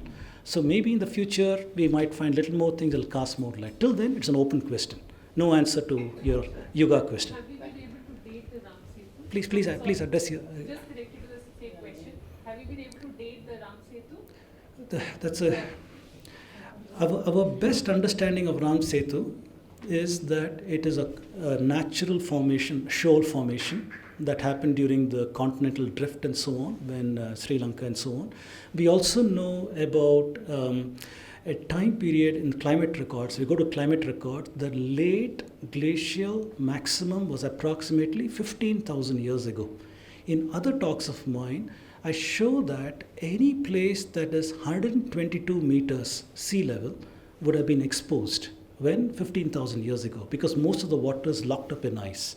At that time, you could have walked from India to Sri Lanka, perhaps, because the average depth in most of those places north of Kanyakumari is about 90 meters, 10 meters, 15 meters. A little beyond Kanyakumari, little to the west of Sri Lanka, it drops to an ocean depth of 2 kilometers, 2,000 meters. But somewhere over here is that. We also know that the late glacial maximum, the melting gave rise to sea levels rising. This happened approximately 7,000 years ago. So that is the time when the land bridge would have disappeared for the most part from India. So the question is, if the Ramayana had happened in the time frame of the late glacial maximum, that is a good candidate, because at that time a land bridge would have been visible, and maybe primitive, I'm saying primitive very loosely, I don't mean it in the devotee sense, a primitive army might have been able to quickly make a land bridge to go from India to Sri Lanka and make it happen. However, there are questions over there. Is the Sri Lanka of today where the Ramayana Sri Lanka is? We are told that Hanuman jumped a certain number of yojanas. With our understanding of yojanas, Sri Lanka doesn't come into the picture. It's got to be somewhere else. So there are questions. There are more questions than there are answers. So every issue that you raise needs to be deconstructed. One has to deconstruct it and see every point to see its relevance scientifically, and do we have an answer? And Sri Lanka could have been closer to India then? Continental drift occurs in millions of years. So the current shorelines are approximately, rather the current positions where they are is probably where they were for the last 100,000 years or so. Yes, sir. Running out of time. Last question then. Sorry, later. You can talk to him later. Okay, my name is Suresh. Very interesting talk, sir. Thank you. Couple of questions. One, you mentioned about the Ashwini Kumari's deconstruction, the Ashwini Kumar's deconstruction. Yes. And you said about 10,000 years ago. 7,200 BC, yes. Right. And then you had the Aditi and all that. Yes. So, two questions. Now, do we have any idea what was the language spoken then? Was it Sanskrit, or do you have any idea? And second, whatever I know a little, the written form of Sanskrit, written or writing, is a mechanism came only about probably 2000 BC or so. I don't know that, that's whatever I've read. So if that is the case, what was the mechanism of transmission? Do we know anything? So good questions again. Good questions, because if we imply that the current Sanskrit text that we have either in palm leaf or other things is what was there in 7200 BC, that may not be a correct statement, because we know languages are dynamical, they evolve. The time period of evolution might change. Maybe it's a very slow evolution, maybe it's a fast evolution. Some might say Sanskrit structure is so perfect, it has reached an equilibrium. Because reached an equilibrium, it's not going to change much. That is also a possible statement. I'm not an expert over there. I'm not going to venture anything over there. But I'm aware that the British Indologists who studied, they studied a classical, pre-Paninian classical Sanskrit, later Sanskrit. And there are works that talk about archaic words in Sanskrit in some of the earlier texts that were used, no longer used in the later texts. So they use that as a mechanism to date some other texts. Relative dating, not absolute dating, but relative, saying this was earlier, this was later, based on the percentage of words, it's using older words, newer words, and so on. So to your question about Sanskrit, what form it was, I don't have a clear idea. So it could have been perhaps very close to changing very, very slowly, and what we have got might have been there earlier, provided the language itself is close to what in engineering we call an equilibrium. There's not much space for it to move because it's got a perfect structure, if you will, whatever that perfect means. Next question, you talked about writing. And you're right, writing is pretty old in the country. Most people that have said writing is from Aryan period, Ashokan period. However, we know from the internal evidence that, for example, Yajnavalkya says writing was done on cotton cloth. Writing was done on cotton cloth. And Yajnavalkya I put into 2982 BC based on Shatapatha Brahmana and Kritika observation. So we know that writing was there. In fact, we know in Harappa period itself, there was some kind of a script that was inscribed on seals and other such things. We know that. So this whole issue of writing, script, language and other things have been brought into the debate because nobody could decode the Harappa script. So they said that, does Harappa encode a language? Is it encoding a language or is it a logogram? That's one big issue that's not solved even today. In fact, Michel Witzel and Steve Farmer, they came and said that Harappa is an illiterate civilization. They said, where are the texts? Most of the seals are up to about 10 signs, the biggest of Dholavira signboard. Beyond that, they're not found any bigger scripts. They asked, where are the scripts, where are the bigger ones? And it's a valid question, and we have to be able to answer that. So based on that, they said that Harappa is distinct from what is Sanskrit, which is an oral tradition for a long time. But then the question is, the script can encode any language. And that was the idea as S.R. Rao came. He said that it is encoding a Sanskrit script.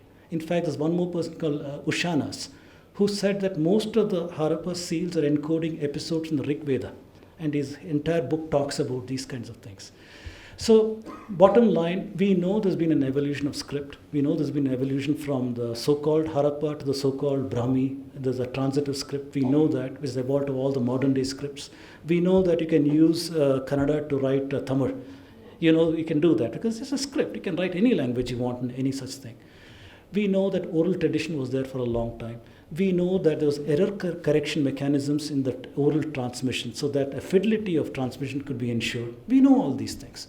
So I don't have a good answer to you to say what was the language in 7200 BC? Was there writing over there? Did it only go by oral? Our evidence shows it was oral. But then was writing there even earlier time? I don't have a very good answer for that. Only from the evidence in the internally that Yajnavalkya is talking about writing, and there's a lot of evidence of Lipi in various other scripts. We can propose some things. Okay. There's one last question. Okay. My name is Sharad. Can I take home a message that Max Muller's theory of Aryan invasion was not true?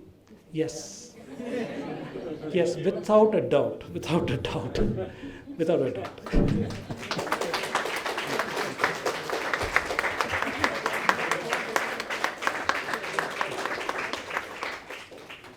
Be around. Will you be able to email some of the stuff to the email ID? See, this talk is going to be on YouTube. My name is Sudarshan. I am part of the Center for Ancient History and Culture in Jain University. And so our office is in another campus very near to this place. We work in the ancient history, which means before the AD, before the Common Era, the period of India over which less light exists right now, very obscure. So we work on not so much in our high school, when we were introduced to history, we learnt about chronology, this king. It was mainly about political history, right? Dates, and after that. We believe that history is actually a lot more than that when we are studying a civilization. Not just studying a civilization as an external, like a Max Muller, but being Indians. So being internal to the civilization, we are interested in a lot more things. So we work mainly on the cultural history of India and intellectual history of India in the ancient past. That is the area that we focus in. This center was founded in 2012 by Professor Aryan Iyengar, and we are very thankful for Dr. Rajvedam to be able to make time and present this so lucidly, very well. And I hated to interrupt. I saw the interest in the audience. I knew most of you didn't want to get up, didn't want this to end. It was very thrilling. I would request Professor Iyengar to hand him a small upayanam. Okay. These are two books published from our center.